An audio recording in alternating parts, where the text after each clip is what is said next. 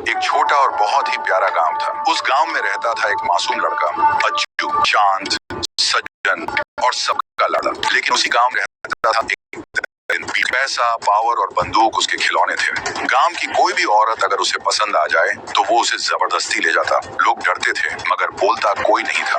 एक दिन अज्जू एक बच्ची के साथ खेल रहा था। सुबह से दोनों कुछ खाए बिना मस्ती में डूबे हुए थे। तभी अज्जू की माँ आई, घबरा के बोली, बेटा जल्दी घर चल, तेरे पापा की तबीयत ठीक नहीं लग रही। दोनों तेज तेज घर की तरफ निकलते हैं। रास्ते में अचानक सामने देखा बीटू के। रोड के बीच में जीप रोक कर खड़ा था। अज्जू घबरा गया। बीटू के ने अज्जू की माँ की तरफ इशारा करके कहा, चल मेरे साथ। अज्जू की माँ ने हाँ करने के बजाय जोर से नहीं कह दिया। बीटू के का चेहरा लाल हो गया। उसने गुस्से में अज्जू को गोली मार दी। अज्जू वहीं बेहोश होकर गिर जाता है। माँ रोती हुई मजबूर होकर जीप में बैठ गई। कुछ देर बाद अज्जू को होश आया और वो रोता रोता माँ को ढूंढने भागता है। कुछ ही दूर एक पेड़ के नीचे देखता है, उसकी माँ लाश बन चुकी थी। अज्जू चिल्ला चिल्ला के रो रहा था।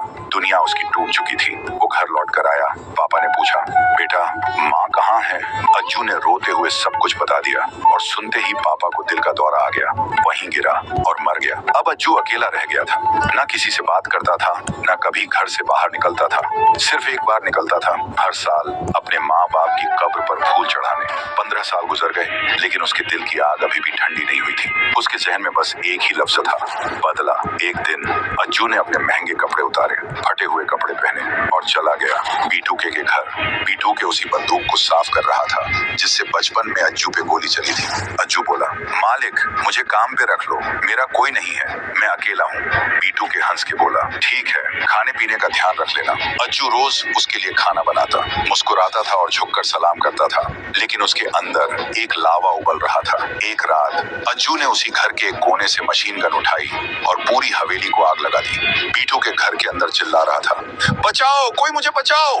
तभी अज्जू आग के बीच से घर के अंदर गया और आंखों में खून लेकर बोला, जिस दिन तूने बेटे से उसका माँ छीना था ना, उस दिन से ये अज्जू मर गया था और एक जानवर जन्मा था।